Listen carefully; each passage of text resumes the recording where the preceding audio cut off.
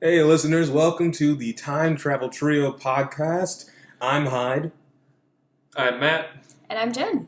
and today it's my turn to choose a movie, and I have selected Edge of Tomorrow, which is also known as Live, Die, Repeat for some reason, because marketing at Warner Brothers is like, well, let's get two names, because that's not going to be confusing. Yeah. This will somehow make us more money. It's actually based off a graphic novel called All You Need Is Kill, All you need is kill, which was the right? original name before they changed it to Edge of Tomorrow. Right. So this movie has like three alternate names. It stars Tom Cruise and Emily Blunt.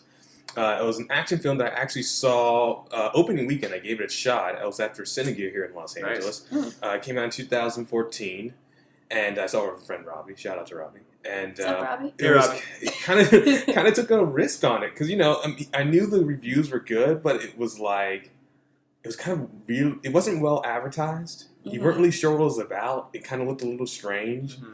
And thank goodness we took a chance on it because it actually turned out to be one of the most enjoyable movies of that year. Yeah. So for those who don't know, according to IMDb.com, the plot is a military officer is brought into an alien war against an extraterrestrial enemy who can reset the day and know the future. When this officer is enabled with the same power, he teams up with a special forces warrior to try and end the war.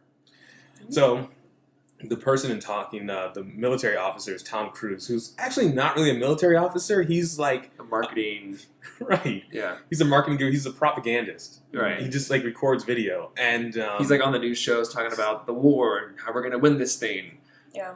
he's just a pretty face that they Yeah. put on front of the cameras. Like he looks like he served in the military, and this is like such clever casting by Doug Liman and the producers of this film because we are used to seeing a Tom Cruise who's usually very confident, quirky, likable, brave, courageous, and he plays pretty much an opposite of that. He is really unlikable at first. Yeah. He's a coward. He's outright like kind of a weasel in a little bit of it, and he's just like totally afraid of going to war. So they force him to go into battle, the generals of the army, because after they hear him basically act like a little punk, they're not only are they like, no, not only are you going to have to film this, we're going to put you in the front lines. Right. Just because he's being kind of like a little scaredy cat about it. And of course, he tries different ways to get out of it. But this is where the movie gets cool because the movie actually repeats several days, which we'll get into more.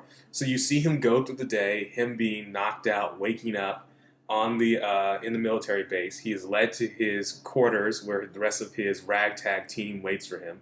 They're basically put on a suicide mission because it's the first wave against this pretty unstoppable alien force that's been ravaging the country. We're not quite sure exactly how long the aliens have been there, but they've been there for quite some time. Yeah, they've been wiping out. They've had battles before. They just wipe out everything except for one that Emily Blunt was in. Right. But essentially, they think they're going on a surprise attack mission, which they find out the first time that we see Tom Cruise go through it, that they get surprise attack on. So the aliens knew that they were coming. Right. And they're like, they weren't supposed to know we're here.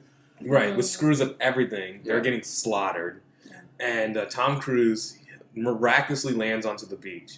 He struggles learning how to even fire his He gun. fumbles through the battlefield. Yes. Yeah. He gets one kill, and then he is destroyed by this very different looking alien. The aliens are called mimics in this movie, and there's this one it kind of stands out. It looks a little bit different. It's bigger. It's blue Ooh. and it's huge and it's called an alpha. Yes. Yeah. And he somehow manages to kill it and himself as He grabs one of Claymore. the giant. It's a Right, Claymore. Claymore. Yeah. C4 also, if you play James Bond games. Yeah. Yes. That's what they would have called it. But yeah, so it blows up. He gets killed. The alpha gets killed, and it's like guts and blood land in his open wounds in his mouth, and he wakes up all of a sudden On the first day. on the first day, right? And back on the military base, right where he's woken up. Yeah. And this is the setup for the film that he is now, because he's killed this alpha and its blood has gotten into his system, he has now gained this unique alien power to reset the day every time he is killed. Yeah. And from there, it actually gets really, really funny, surprisingly. Even though this movie is pretty violent for a PG-13 film. It's action packed. I mean, there's a lot of action. Yeah. He dies a lot. That's what makes it funny. Quite a bit.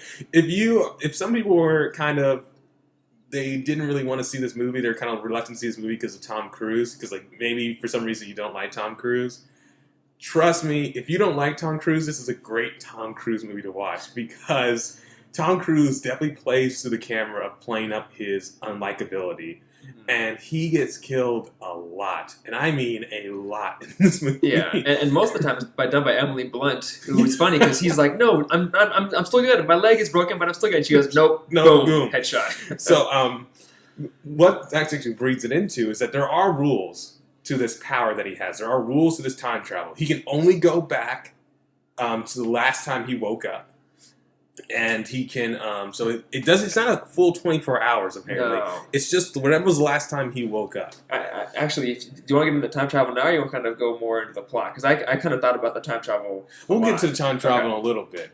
The first thing I actually want to talk about is, so it's discovered that Rita Vartasky, who's played by Yes. Emily Blunt, is this like special forces warrior. She's become pretty much the poster child for like the actual military people because she's the only one who's really like had a big victory. She's Right. managed to kill all these mimics. No one knows how she did it. I mean, she's got these they all have these really cool suits. And Exoskeletons. yeah, exoskeletons. And Emily Blunt has this giant sword, like this gun sword. If you ever played Final Fantasy VIII with Squall, and he has that gun blade, it looks a lot like those. And she is just decked out. Her nickname is the Full Metal Bitch. And Well, the Angel of Verdun. Angel Verdun for the Yes. ones who really Yeah. love her, and then other soldiers call her the Full Metal Bitch. Right. I really prefer Full Metal Bitch because I feel like that's more appropriate to how she acts. And I Yeah. don't mean that as in a derogatory way. I mean, she is one badass bitch. And Yeah. she's crude, she's rude, and she's got attitude. Yeah, she knows what needs to happen to get it done. But I'd seen Emily Blunt. I loved her in Devil Wears Prada. You know, I liked her in some other products, but she's usually just Looper. been Mhm. Looper. Even though I wasn't a huge fan of Looper, the movie, I thought she did Yeah, a she great was good job. in it. She's always young Victoria. She's always been a very engaging actress. She's very striking. She has a command.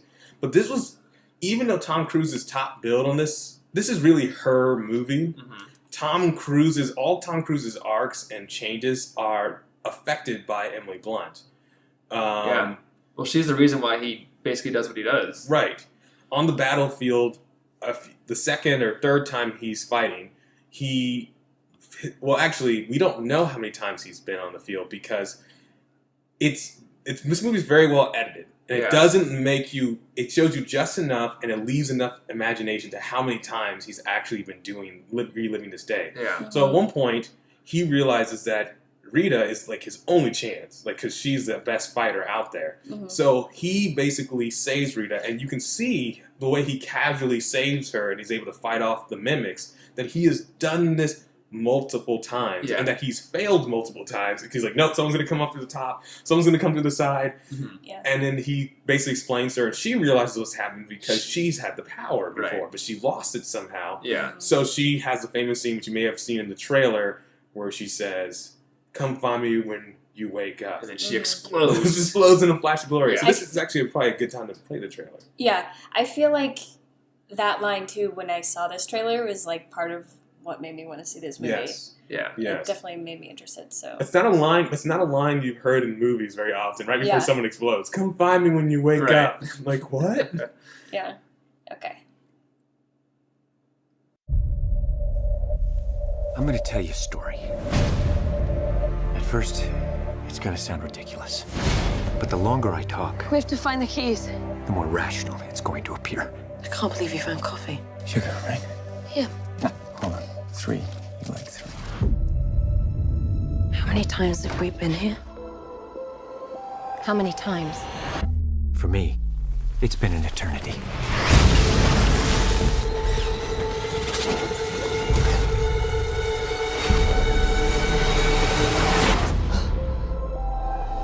This is not the end. The invasion will fail. We lose everything. This is not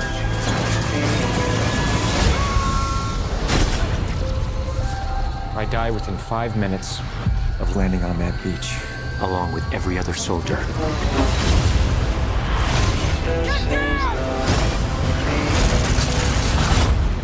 How did you do that? Come on! Come find me when you wake up.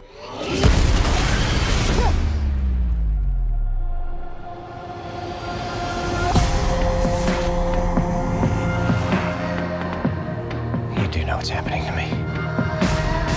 What happened to you happened to me. You hijacked their power. How do I control it? You have to die. Every day. Keep coming here and I'll train you. Again. Your leg's broken. No, I'm good. Then you better start over. Oh, come on. I'm not a soldier. Of course you're not. You're a weapon. They want to conquer the rest of the world. Unless you change the outcome. We are not equipped for what's out there.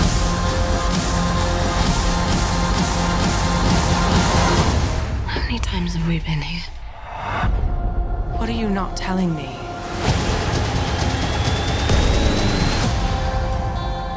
It's gonna be dark in a few hours. And curl up by the fire and open a bottle of wine. We should just reset. Whoa! So there's a trailer. For...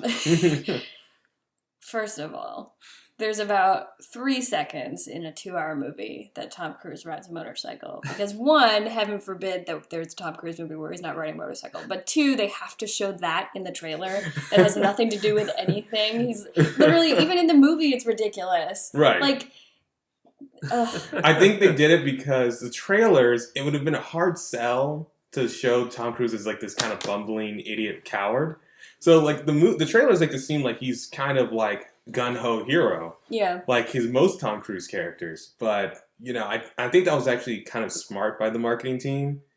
I think even though it was a nice surprise to find out Tom Cruise was a coward, that's kind of my point. It was a nice surprise. If I had known going in that he was going to be a coward, the full first act would have not have been as enjoyable as Yeah. it was. Yeah. That's true, yeah. You know, because you're just not used to seeing Tom Cruise do that. He's kind of playing against type. Mm-hmm. Yeah, no, I agree. I think I thought it was interesting they showed the scene in the barn. Most of the trailer was that one scene. Right. I guess it played up more of their relationship connection, but Yeah.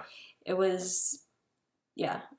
I think, you know, and I agree. I think, as I said earlier, that Warner Brothers didn't do a bad job with it. They just didn't do the greatest job marketing this movie.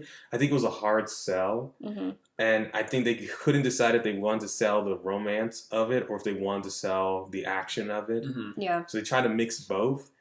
And it is a romantic movie, but the romance is more a partnership than it is like a traditional like action movie romance. Yeah. Like, you know, Mm-hmm. like I just saw Spectre yesterday, and I'm not going to spoil that obviously, but Spectre has, you know, the typical Bond girl, and it felt, without spoiling anything, it felt very forced to put them together. Yeah. I just didn't believe it, me personally. Mm-hmm. And with this movie, I actually believed it mainly because they never really, except for that one scene which they show in the trailer quite a bit, which in the context of the movie is a very small moment. Mm-hmm. Right. Even though it's a very important moment, it's actually one of my favorite scenes. In the context of the relationship, they have no time to slow down and have a let's talk about our feelings moment. well, it's one-sided because he's living the same day hundreds of times, but as far as she knows, it's just some guy she just met. Right. And we're going to do more, but she also experienced the same thing when she had the power, so she knew to not get into that kind of thing with him as well. Mm-hmm. Just Right. she knew that in her soul because she's experienced that same kind of heartbreak, I guess. Yeah, I mean, because it would be, I don't know, it would be a little weird to do that. It would be a little strange to like, if I all of a sudden had this power and then I died and I had to keep coming back here and doing this episode every day, you know, I would want to mix it up and Yeah. do different things and talk about different things, but you guys would be like, this is our first time doing Yeah. this. Which is interesting because our last episode when we talked about time crimes, it Right. was very much not that way. Yeah. And that was something that we talked about too, was that this movie, there's multiple times where he does something different. He goes to the bar at one point, he goes by himself and just ignores her completely one day, you know, and then he realizes that he does need her help. But like when he figures out that whatever is not, that the Omega is not where he thought it was. Anyway, Right. But in Time Crimes, it was very much like, I need to make sure everything happens the way it happened before. So I Mhm. think that is an interesting comparison between those two movies. Yeah. It is. It is. I mean, it's worth noting that this is basically Groundhog Day with aliens, Yes. essentially. It And- is, but only in a very basic sense, though. Right. I would say. But yeah, if he learns something, he remembers the next day. He's able to change things Right. based off it and see different reactions. Going back to just how the plot is, I know most people have probably seen this movie, and if you're listening to this, it's not a super complex one to explain, so I'm going to go through the plot pretty quickly. But kind of what we've been hinting at, eventually him and Rita team up. And he sucks as a fighter. He's never fought. He's never been in a war. So she does all of his training. Mhm. And it's an interesting thought because she is basically training him before she goes into battle, knowing that training him is going to be a multiple, like, week, month-long process. And every day she goes out there to fight the war, she's going to die. He's going to die either in training or when they actually make it out there. Mhm. And then they're just going to keep doing it over and over Yeah. again. And they don't tell you exactly how long they train, but It's been hundreds, maybe thousands of times. right. Yeah. So he They skip basically, over a lot of days. yeah, yeah. So I was actually wanted to play a clip from that scene. During the training, Emily Blunt ends up explaining to Tom Cruise a very important rule of this time travel, this ability that he's given, and that is if he has any sort of blood transfusion, he is going to lose the power, and it happened to her. So actually, that's a clip I was going to play right now. You alright, Cage? I think I broke something. What? My back. The only thing I can feel in my lips. Now listen carefully. This is a very important rule. This is the only rule. You get injured on the field, you better make sure you die. Why? Last time I was in combat, I was hit. I was bleeding out, just not fast enough. I woke up in a field hospital with 3 pints of someone else's blood, and I was out. I lost the power. Do you understand? I think we better start over, don't you? What?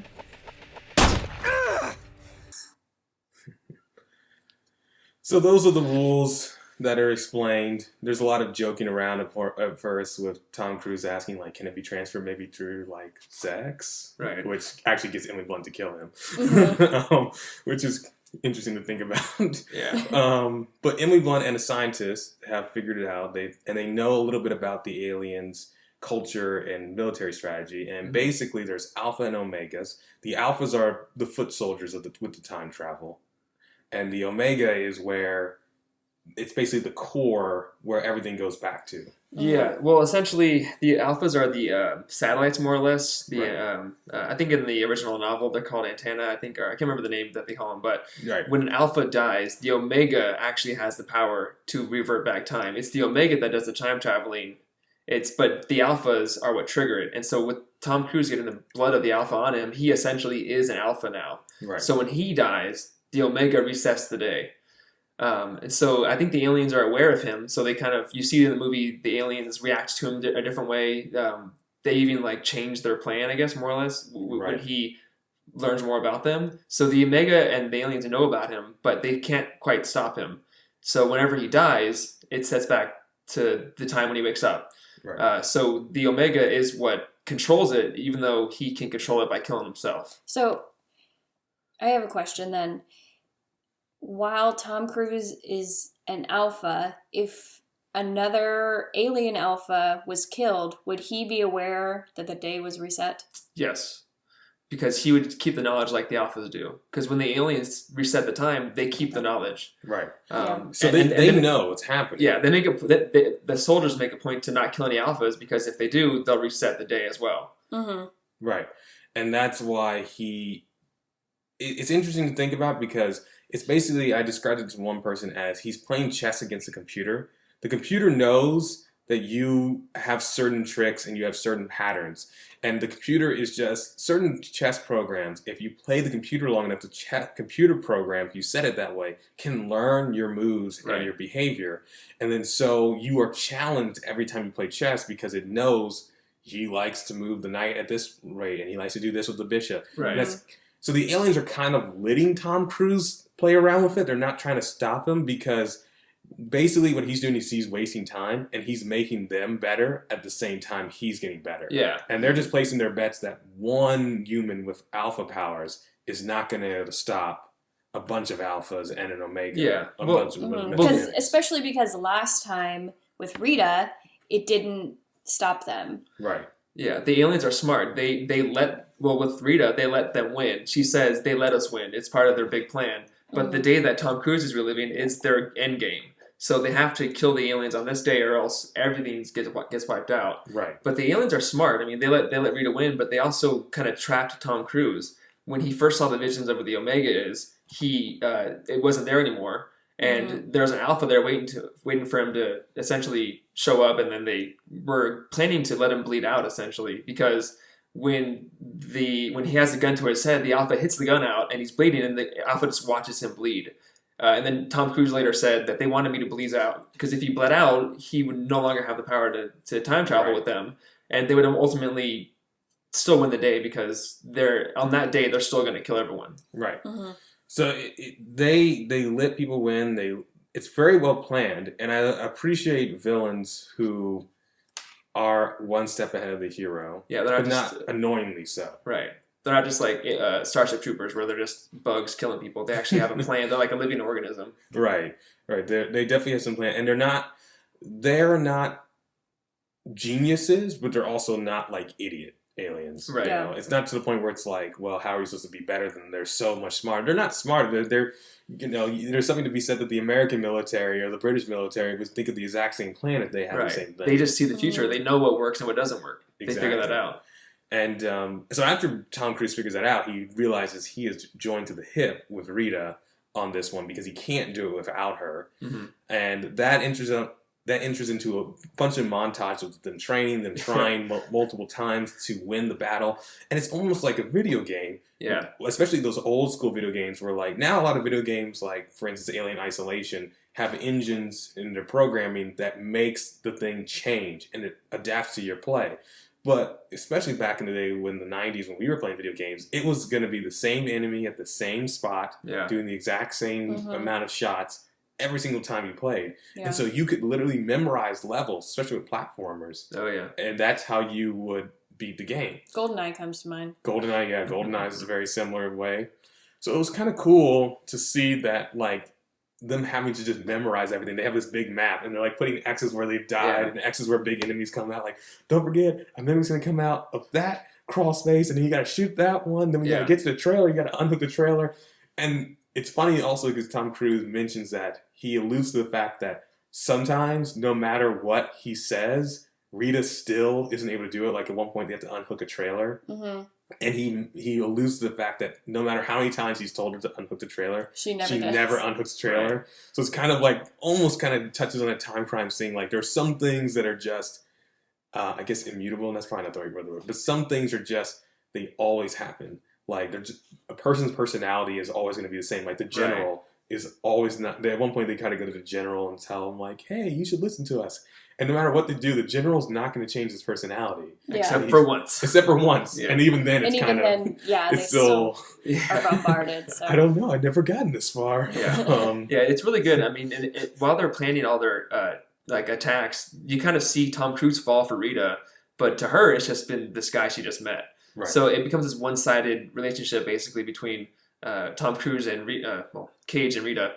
And so we kind of feel for Cage, but at the same point, like Rita, when she went through the same thing, she fell in love with someone too, and then he ended up dying. So she knows the heartbreak that is for falling with someone for hundreds of days and them dying. So she tried to tell him, "Don't fall in love with me. I know what it's like." Right. But of course he does. Of course he does, because I mean it's Emily Blunt, and it's like the most cool version of Emily Blunt probably ever put on screen. Right. Yeah. Actually, this version of Emily Blunt in Edge of Tomorrow was so cool it made Sicario, her recent film, disappointing for me.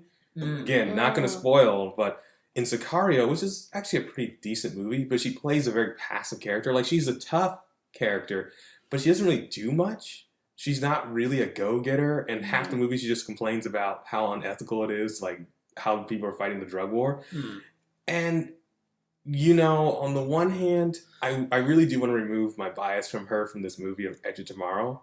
And I can. The problem is, it's very hard to see an actress who can be super, like, awesome and kick butt, and then see her relegated to basically, I'm someone with a gun, and I'm going to be the moral compass of this group, and I'm not going to say anything. And it's kind of difficult. It's a very hard action follow-up from Edge of Tomorrow. I don't know if it served her a lot of good. I know the critics liked it, but for me, it was kind of disappointing. Yeah. Because she was so good in this, and she was such a active character. She's more trained than Tom Cruise. Really, she's the one who should have the power.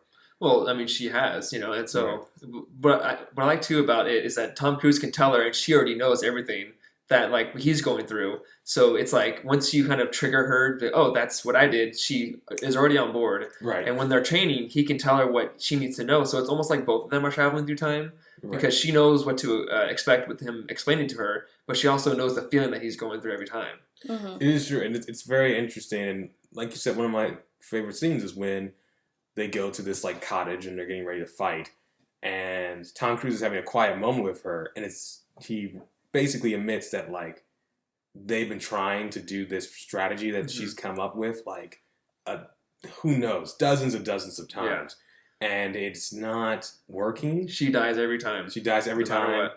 And she references that she had to watch the person she loved die hundreds of times when she won the Battle of Verdun. And so she's kind of with the attitude like, you should just let me die if it means saving the day.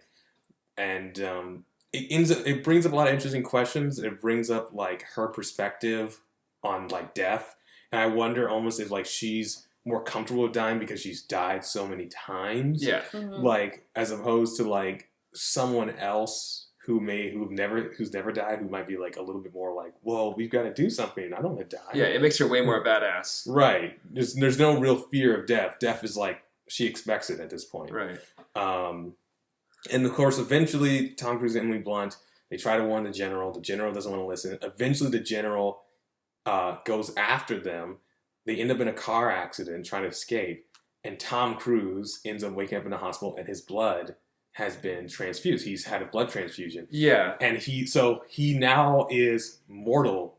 Yeah, so it's worth noting that when they do try to do that, it's... Okay, so there's basically 2 days. When he first lands at the base, they live that night. That's when he can plan with her, and that's when they get ready for the attack. The next day is when the attack happens. That's usually when he dies.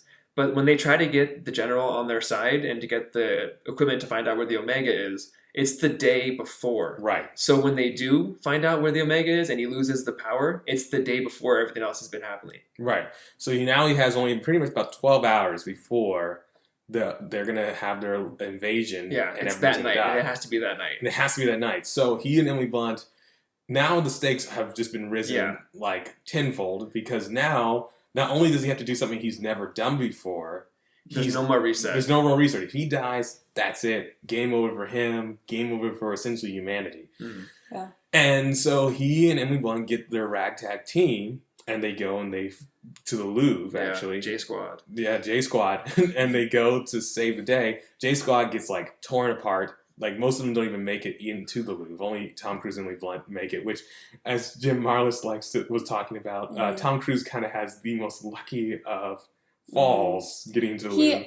First of all, when they basically propel their plane as far as they can into the Louvre, and Tom Cruise, meanwhile, is just holding onto a gun and being dragged by an airplane. Like just on water, going too fast to even be alive at that point.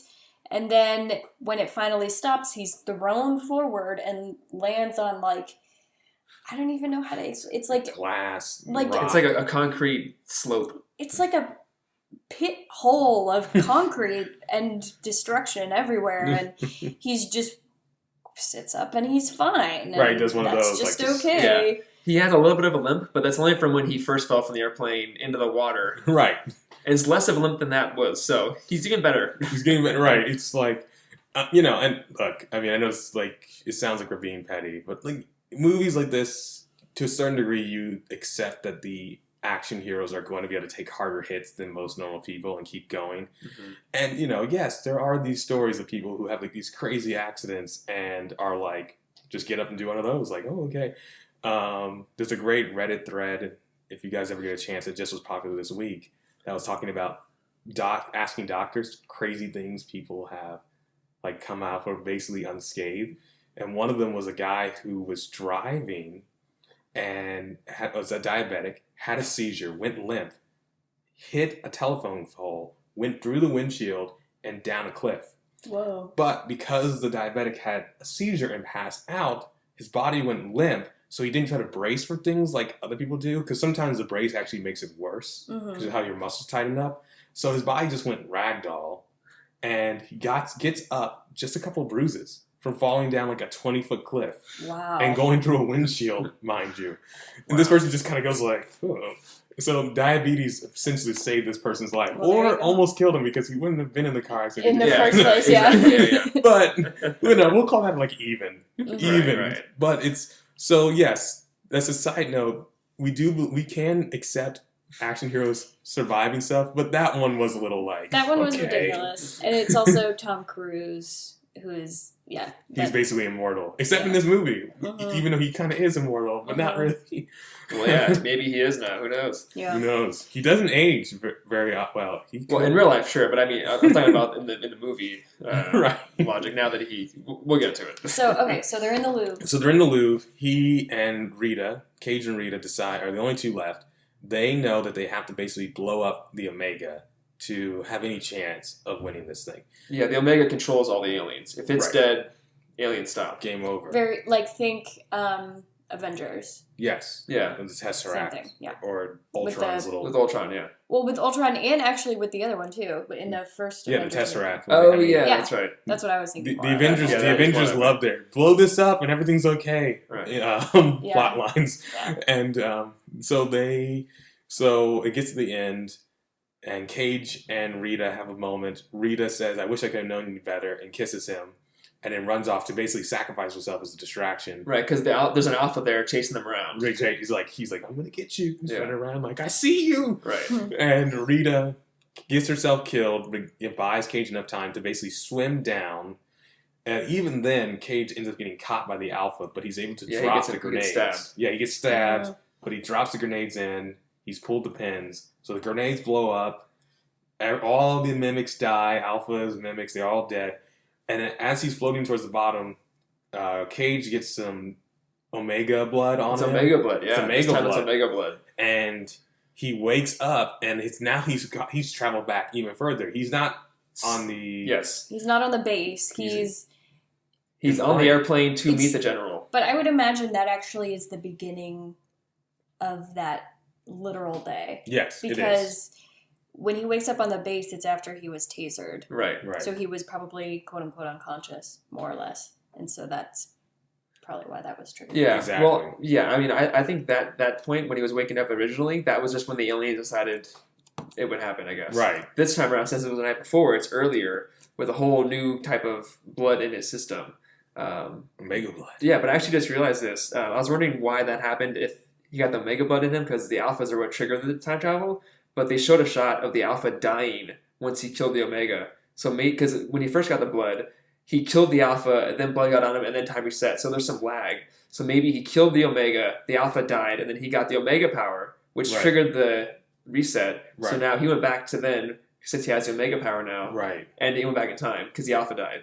Yeah, that would actually make sense. Mm. And that would actually make sense. And, it's a movie where there are some plot holes which we'll get to a little bit with Right. their time travel. But in a general sense, everything makes sense if you don't think about it too hard. Well, like, there- If you don't analyze it for this podcast, Yeah, it's fine. there's not a whole lot of.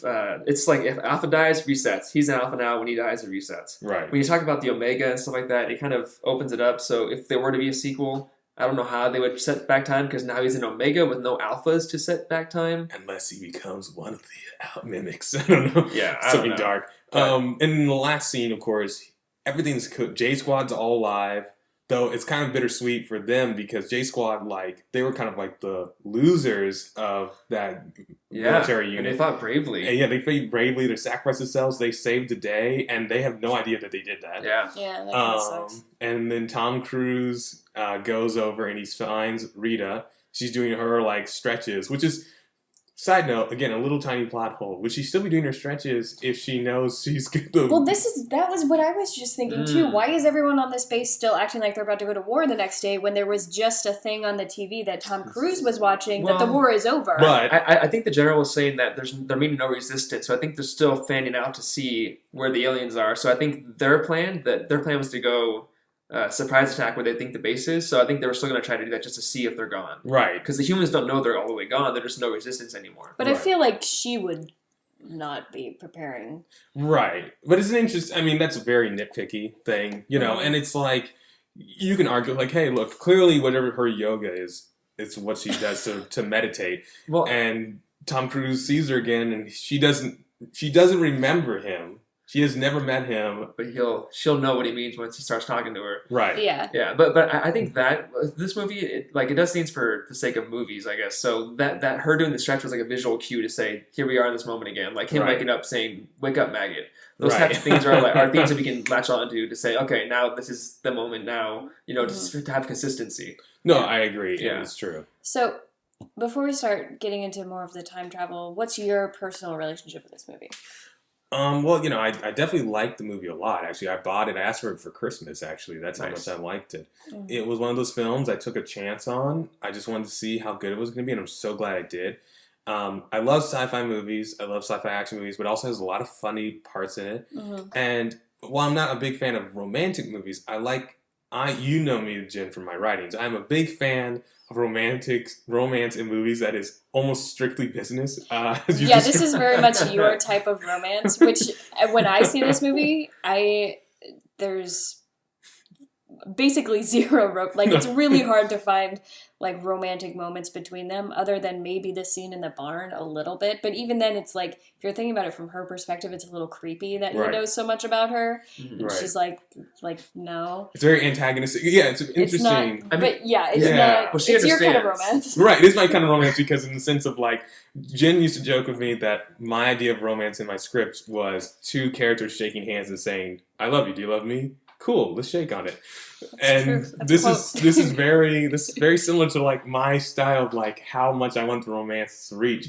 But one thing I do think is great about this scene and why I love that barn scene so much is clearly she has opened up to him in certain occasions. Right. And he's just compiled this. And now he's like had like a full blown conversation with her about like who she is as a person. Yeah. Because he knows things about her that she doesn't see. And it must be interesting for her character because on the one hand, yes, you're right. It would be kind of creepy. You'd be freaked out. Like, why do you know this stuff about me that I never told you? But she also knows that at some point she's had to have said this to him. Right. So it's not like he's gotten this information without her consent. It's just that what happened all those times to get her to say that. And then it ends, that kind of whole sequence tail ends with her dying, the mimics encroaching on them, and it's her telling him her middle name, which is Rose, which was apparently like one of the biggest things she just wouldn't go and talk about. Well, earlier he says what her middle name is. She said, that's not my middle name. And she asked, like, when did I tell you that? And under what circumstances? Right. And she was like, that's not my middle name. Right, it was a lie. Whatever she told him before, and it also makes you wonder whatever she's told him before just to kind of shut him up. Is been a lie too. Yeah. Right. But she clearly has some sort of genuine moment there where she finally tells him some nugget of truth about herself. Do you think that's a Titanic throwback? Maybe. No, I don't know. There were 3 writers on this movie, which is rare for when a movie's well written. Generally speaking, you only have 1 or 2 writers, and after that, it kind of gets bad. So I don't know. By the way, one of the writers, Christopher McQuarrie, also ended up directing and writing Mission Impossible: Rogue Nation, which has a very similar look to Edge of Tomorrow. Yeah. Thinking back on it now. And also another movie, not to go into that movie, another movie where the romance, there's actually is no romance in that movie. Tom Cruise and Rebecca Ferguson, spoiler alert, have no romance, which is there's not chemistry, really but there's officially no kiss or anything like that. It's a platonic respect, which I like. I like. Yeah, I like that a lot. It was really, that movie was good. So Christopher McQuarrie, keep making romance and action movies because I like the way you do it.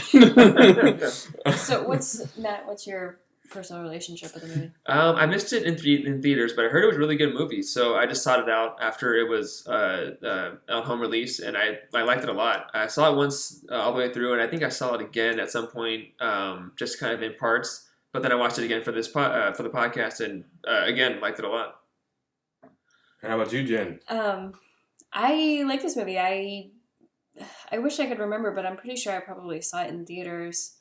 If any movie seems vaguely interesting, to me, it's likely that I'll see it in theaters. Mm-hmm. And probably even after talking to you, you probably talked me into seeing Right. it, I would imagine. So I've seen it multiple times. I have it on DVD.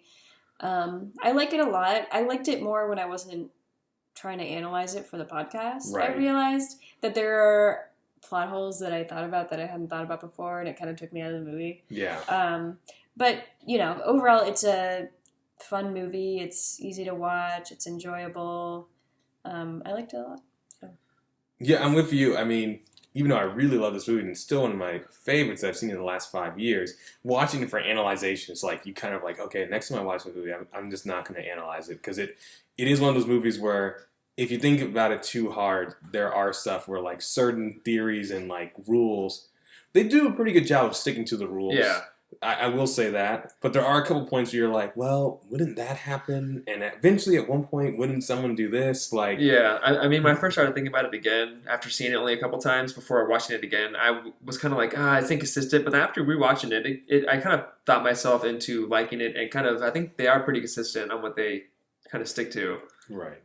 And I think another thing that helps you kind of forgive those little things is that the movie has a sense of humor about itself. Yeah, Mhm. Like, it's not taking itself too seriously. yeah, Like, a lot of especially in the first half of the movie, there's a lot of humor played up with Tom Cruise getting killed over and over again.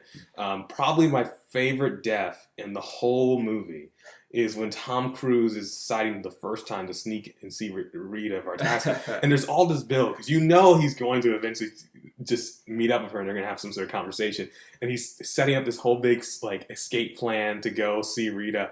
And he's doing push-ups and he's trying to roll underneath this car to like hide him. And he messes up the timing and he gets run over by the car. And Tom Cruise lets out the most horrifying, like unmasculine, like scream. yeah. And it is so funny. And of course, then that's when Bill Paxton runs out. That's the best. I mean, that's the best Bill Paxton face It's just, too. it's like, He's just like shocked a little bit, but also like not that shocked. right. He's just kind of like, Do what you well, gotta that do. happened. Yeah.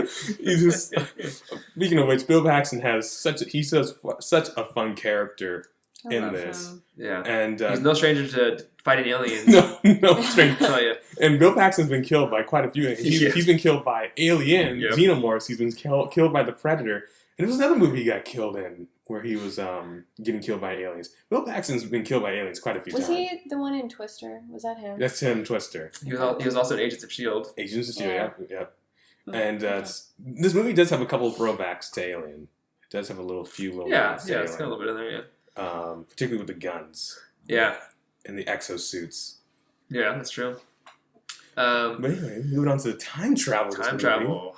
Yeah. So we've already kind of talked about how Mm-hmm. the time travel and the rules for the most part. I think we pretty much covered all the rules. Yeah, I mean, they're mostly movie rules. I mean, we'll get to the science part of it all, but essentially there are alphas that trigger the time travel once they die. The omega is what actually makes the time reset. Right. So if the omega is alive and an alpha dies, time gets reset. That's how it happens, essentially. Scientifically speaking, I don't know how that makes sense. Right. There's no way that makes sense. Right. Because does he reset the entire universe? Because if it's just Earth, then Earth is around the sun, which is around the Milky Way galaxy. So to actually control time like that is entirely impossible. Yeah.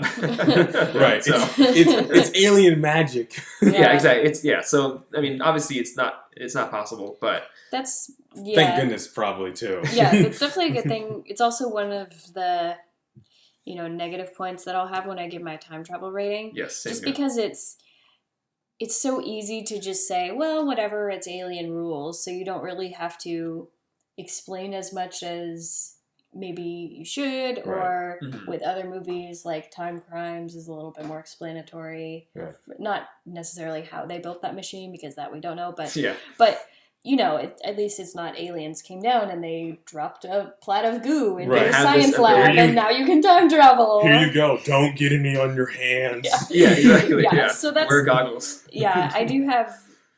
I mean, and I know going in it's an alien movie, whatever, but still, it's so outrageous that I have issues with that. So Yeah, I mean, don't get me wrong. I love scientifically accurate time travel, but when it's so not that, I'm able to look past it and just kind of, okay, these are the movie rules. Let me see what the movie does with these rules now. Mhm. Right.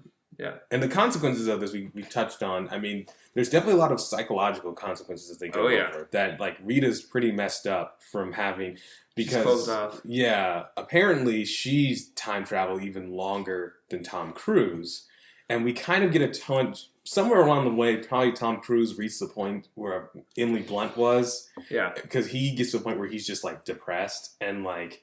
He's just kind of doing it to do it. He's just entering the motions. He doesn't see like any end to it. Yeah. Well, he reaches a breaking point when he, after the barn scene, where the next time he's like, all right, I'm not going to even tell her. And, actually, one time he just goes to London on a motorcycle. That's in the scene in the trailer. Motorcycle scene. And so in London, he's like drinking, saying, I should be dead by now. And then, of course, aliens come to London and he dies there. But after the cabin scene, he just doesn't tell her and goes by himself. And he takes a helicopter after defeating the aliens around that area and tries to find the Omega in the dam. That's when he finds out he was lied to by the aliens, essentially. Right. The visions were fake. But that's when he just gives up and he just, you know what, I'm just going to try to do it myself. And then he Right. realizes that he needs her in order to do it. Yeah, that's kind of his like that's kind of his second wind once he Right. realizes he needs her.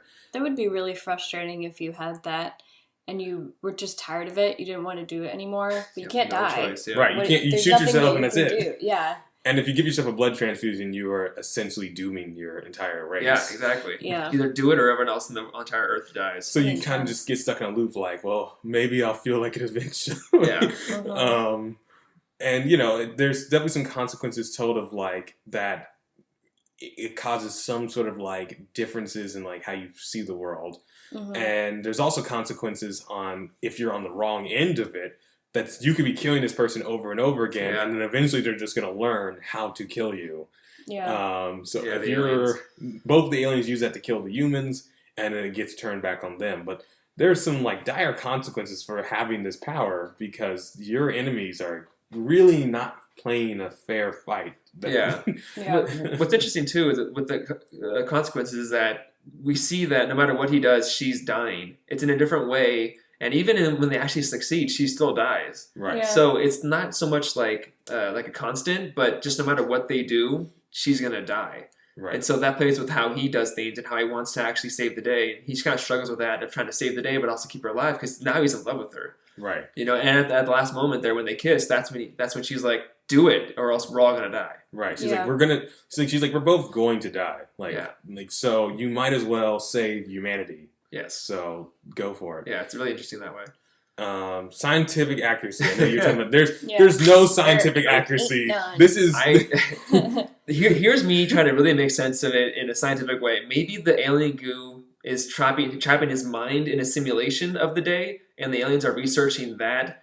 But I mean, that's not at all what's happening here. Right, they were And into that's the only way that he can be experiencing the same day over and over again is if he's like somehow in a weird, his mind's going through it. But in this movie, that's not happening. So right. That's Yeah. that's Don't a even- topic for a source code. Whenever we get to that. Yeah. That's essential. I mean, this movie does have a little bit of source code in it, in Right. terms of like how it works. Yeah. Relevant to story. I mean, it's the whole It is story. the story, yeah. that's how he gets through. That's how he beats the Yeah. alien. Edge of Tomorrow or Live Die Repeat. However you All you slice need it. is kill. Yeah. All you need is One- kill. yeah, I remember with the title changes and stuff. I do remember that it was.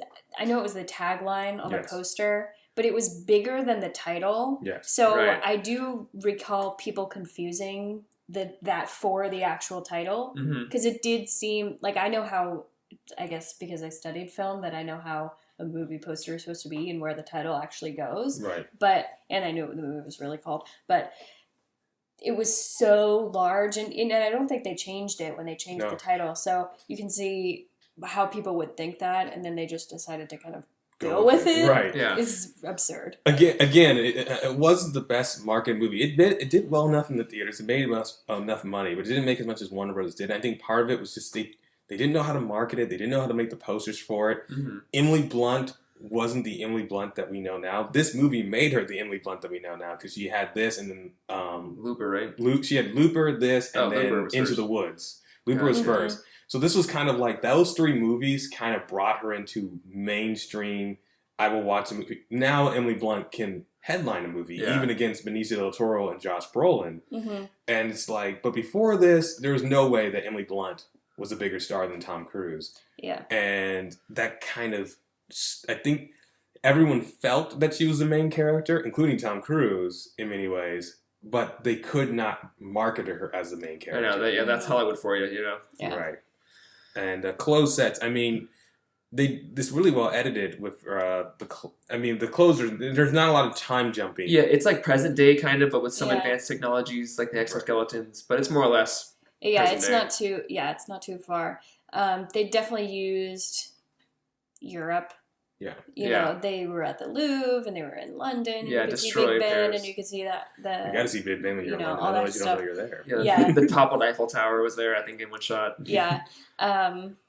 But yeah, overall, I didn't notice any, anything that I felt was either inaccurate or, dated or too dated or Right. whatever it is. So I think the movie will age well for that because they don't give you a particular time in history where Right. this is supposed to they happen. don't even really. I don't even think there's cell phones in this movie. No, I hadn't even thought it's about that. very accessible Yeah. to watch anyway, and you don't think about anything like Yeah, that. It's and- very contained. And plus, the scenes with technology is like when it's destroyed, so you don't know if it was recently destroyed or if it's been destroyed for a while. Like the cars they're riding, the Right. trailer, and the helicopter.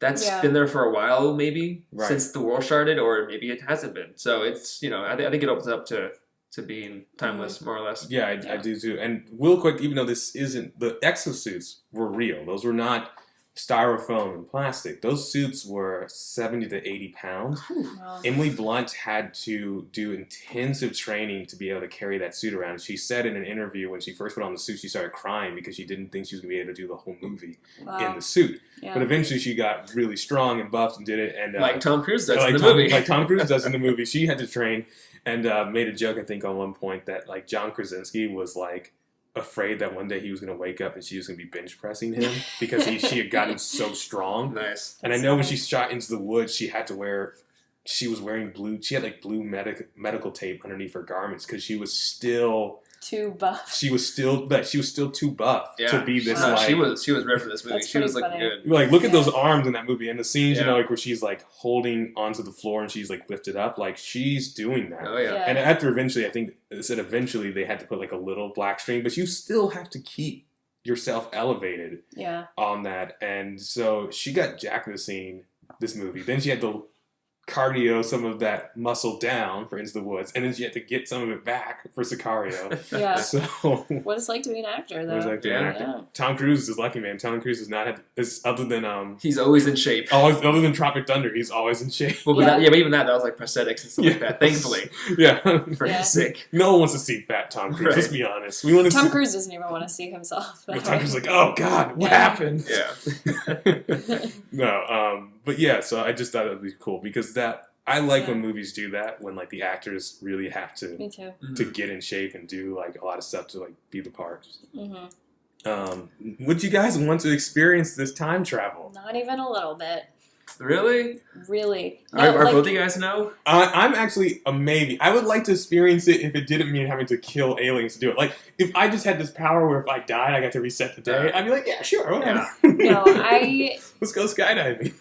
yeah. Nah, sign me up, man. I will do this if you like the way you said it, or I will do this just like Tom Cruise did it because Oh, I I would love wanna playing do video that. games and just like the idea of having all the time in the world to like eventually get it right. I mean, sure, it's challenging and but I don't know. I think I would just I would. I mean, but you sign me still up. you have to die every single day. Yeah. Pretty much. Yep. You have to there's so much pressure Yeah. on you that like it's That just But doesn't sound fun. But to it's a me. good. It is a good. It is a noble. It's challenge. a good challenge because, like, it's like you keep trying until you get it right, and obviously he can fail if he loses his blood, but like, I don't know. I like that idea. I mean, I would welcome that challenge. If I'll say this, if there was an alien invasion, I would like to have these powers. Yes, because I'm pretty sure I will die pretty quickly in an alien invasion.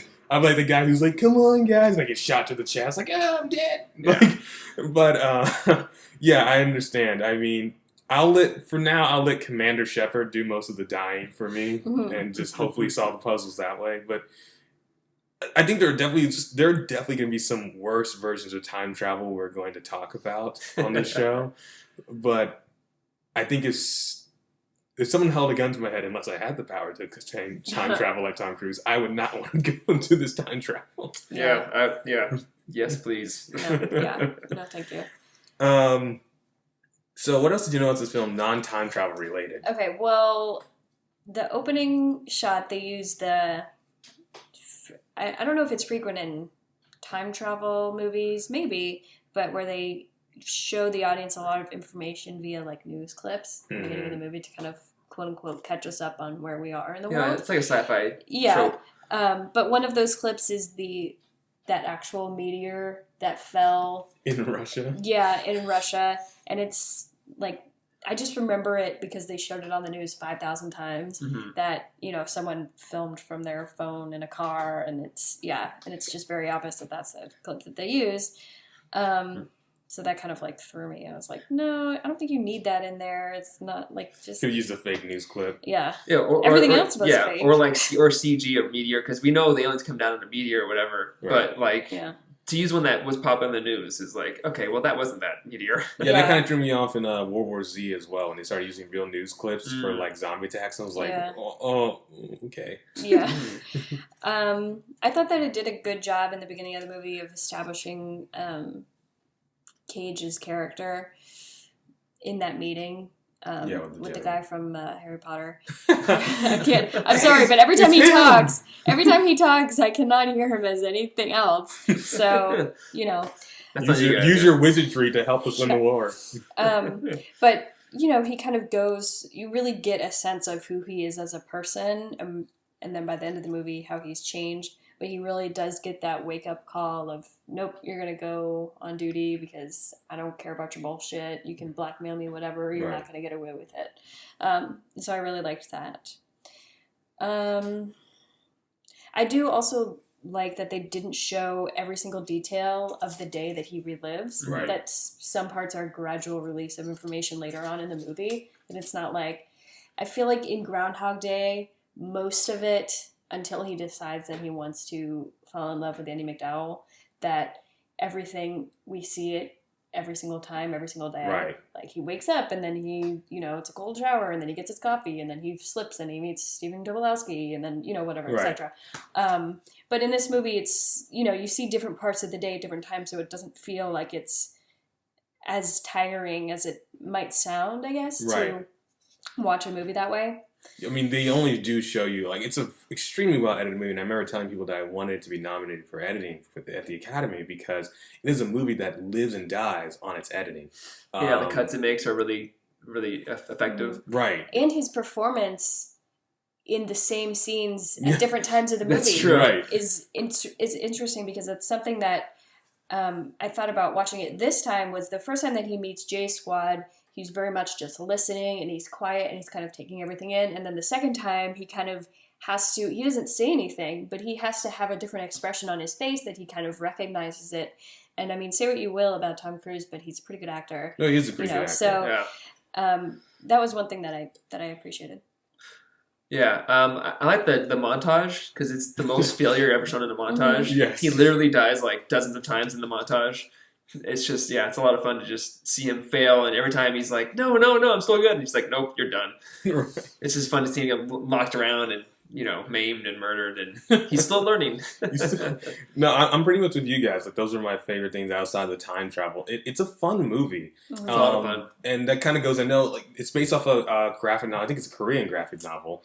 I've read the version of it online. Which probably shouldn't have been on the open air, but I didn't pay for my version of the comic I read. I'm sorry. I just wanted to read it really quick, and I was reading it, and the comic is pretty good. It's pretty engaging, but it's much more bleak. It's more very bleak. anime. Let's I mean, if you want to read it, I guess we won't spoil it for you because it is different. But Right. the characters are different, and the way the aliens work is different, and the ending's way different. Way different. So we won't spoil that ending for No. you, but it might shed some more light on how it works, more or less. But it's a different experience, and the ending's way different. So Way if different. you're curious, and you haven't read the book or the novel, but you've seen the movie, I think it's worth reading. Oh yeah, it's definitely worth a read. I think I like them. I prefer the movie only because it's more fun. It's something I want to go back and revisit. Like it was fun rewatching this movie, even though I was like purposely having to poke holes and stuff and figure Right. out how it was working, kind of see the strings. I still enjoyed it. I like the characters a lot, and I like how it moves. It's a 2-hour long movie, but it doesn't feel like 2 hours. And I Yeah. remember the first time I watched it, I didn't want it to end. I was like, keep going. I want to see more. I want to see more of this. And I liked staying with the characters. Mhm. So, that was one of my favorite things about it. There is one big, I guess, quote unquote, plot hole that we hadn't talked about yet. I had some others, but I think we discussed them. But how, and I already think I know the answer to this, but I'm going to pose it in case you guys hadn't thought about it. Mhm. How did the aliens know to attack the beach the first time? Because they make a Oh. point to say in the movie, how did they know we were here? Even the Harry Potter guy tells Tom Cruise, sorry, I can't remember his name in this movie. Gage, yeah. No, not Tom, the general guy. Oh, I yeah, don't know yeah. what his name is, yeah. but tells Tom Cruise that it's, not supposed to be, a big war zone site that they're sending him into, whatever. There's a literal quote, they weren't supposed to know we were coming, but when they go to the beach that first time, it's a slaughter, as they Right, say. Right. So I thought about this, and while I do still think it's a big plot hole that they don't address, my idea was that their surprise attack worked the very first time, and then the aliens reset. Yeah, like The they day. might have killed an alpha in that surprise They attack. could have killed if Right. if their surprise attack had worked. It was very likely that someone did kill an alpha. Right. In that. So, and they had been moving forward towards wherever they needed to go. And the aliens reset the day, and that's when we see Tom Cruise coming, Right. and then there's a slaughter. Yeah. Well, that makes sense. Because Tom Cruise could have been there, but Yeah. obviously he wouldn't have noticed it because time would just have for everyone but the aliens. Which would also explain why he wakes up in the helicopter once he destroys Omega. Oh. Because if that's the beginning of the day, perhaps the Omega reset, and it reset to that day because that's when they killed the Alphas on that surprise attack. That could have been. There could have been something going on there, But but there's no battle at that point. yeah, I mean, I don't think that necessarily. I mean, I think it's a good point, but I think the alpha would have died after it normally would have died with Tom Cruise. True. Because that happened. All that stuff happened with the Omega the night before the surprise attack. That's a good point. Yeah. That's a good point. But yeah, I definitely think that once he woke up in the helicopter at the end of the movie was because now it's the day before and maybe something else had happened with the aliens that day. The reason he wakes up probably in the helicopter before is because that's in that new timeline. He never gets tased. He was never tased in the face, yeah. Right, So That's he what I just think, goes too. back to when he woke up. The next time Right. he woke up, yeah. But yeah, that's a good point, Jen. But it makes sense that I wish they'd addressed it, but it makes sense that at some point someone had to have killed an alpha on that attack that did work, and then they Yeah. were like, "Oops." Yeah, because essentially that's what happened, and that's how it's just that no one remembers, but that's how they have gradually been able to, take over the whole world Right. so far. Because anytime the humans win, they just reset it They and reset. then slaughter them. Right. So that was kind of a big plot hole that bothered me. Yeah, it makes sense though. Yeah. My only other note that I had was a little fun fact. The actor who plays Ford, who is one of the African American actors who actually made it to the end. I guess he Pretty makes much it to the end of He the makes it movie. pretty far. I mean, everyone dies in this movie, so if you Yeah, make it he longer makes than it other people, farther than other people. He actually, The third to last. yeah, he actually was a guest star and probably a Recurring character. in The Flash. The This Flash past TV show. Flash TV show the this season past 2. week. Yeah, because Matt and I were watching and we said, "Man, that guy looks so familiar," and I couldn't put And it I was on. like, is that the put guy my from finger on it. Flash? I was thinking maybe it's Michael Oh, B. Jordan, yeah. and I just don't remember what he really looks like, but it's not. And it's the actor. His name is Ford in this movie, and in the Flash TV show last week, he played Jefferson Jackson, or Jax, who is the new Firestorm. Yeah. That's right. Oh my gosh! Wow. And then Yeah. you watch this movie, and he's like a similar character, kind of like sassy a little bit, and He's tough and you know, confident, you know. tough guy. So anyway, I thought that was kind of No, that's fun. Shout out to the Flash. Shout out to the Flash. We love the Flash. We love the Speaking Flash. of, Time travel. if we ever get into TV show time travels, that one's going to be on That's the list. on there. Yeah, that's a Yeah. good, and that's a really well done Yes, time travel. Yeah. that's what I told Matt after seeing that episode of the Flash, or those episodes. That's when I, basically made Matt start watching Yeah, the show. yeah, she and was like, he's "You have to watch you this have to show." watch it. There's time travel in Do it. it. And I did, and I'm glad I did. It's a Yeah. fun show. It's a fun show. It's Yeah. a fun show. Well, let's get on to our reviews now. Let's give first the movie rating. What do you rate this movie overall? On a scale of 1 to 10. This movie's fun. It's Tom Cruise is great. I mean, I don't understand the stigma with Tom Cruise. I've always enjoyed him. I never really, sure, Scientology, but I mean, he's a nice guy. I've heard him on the Nerdist podcast talking. He's a really, really good work ethic. He's good work ethic. He's Yeah. funny. He's nice. And the movie, he did a great job. Emily Blunt was amazing. It was fun. I would say 8 or 9. I would settle on 8.5 for the movie in general. My movie rating a little bit lower than yours. I like this movie a lot, but it's really hard for me to get past so many plot holes, and to still give it such a high rating. So I'd probably give it a 7.5 for the movie. But that that's still like a B plus. Right. That's like, it's a good rating. I do enjoy this movie. If you haven't seen it, I do recommend seeing it. It's fun action, and you don't have to think too much when you're watching it. And you'll probably like it more than I did. So. Yeah, I'm kind of with Matt on this. It's about an 8.5. It's like right there between, like, I think there may have been a little bit tightening up of some of the time travel. I would give it a 9. But other than that, it's a really fun movie. I'll probably watch this movie more than a lot of other movies that I even rate higher, just because it is one of those movies you can just kind of just watch it. It's not, you don't have to rethink too hard. It doesn't try to do too much or say too much. Yeah. It's just a fun thrill ride popcorn film. So yeah, 8.5 for me on the movie. Yeah.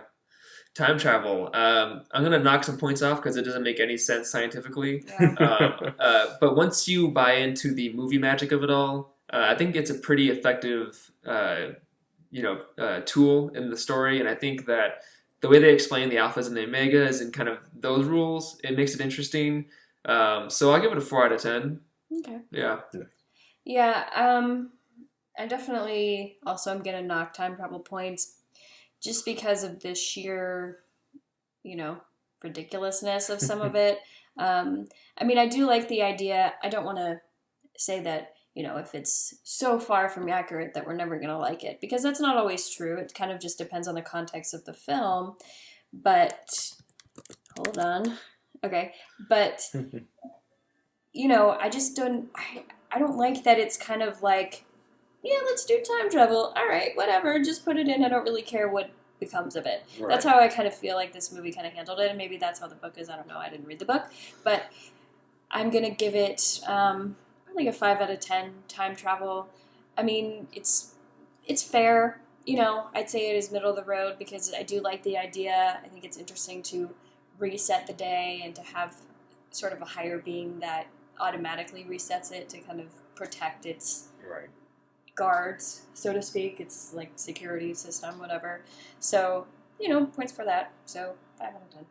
Yeah, I'm actually thinking 5 out of 10 as well, because it's, on the one hand, it's not bad time travel, even though it's Yeah. ludicrous. It's not bad time. It follows rules. It has something that it does. If you don't think about it too hard, it makes perfect sense. Yeah. But it's like I it's thought like about it hard. right. Once you think about it hard, it kind of like but it serves with the movie.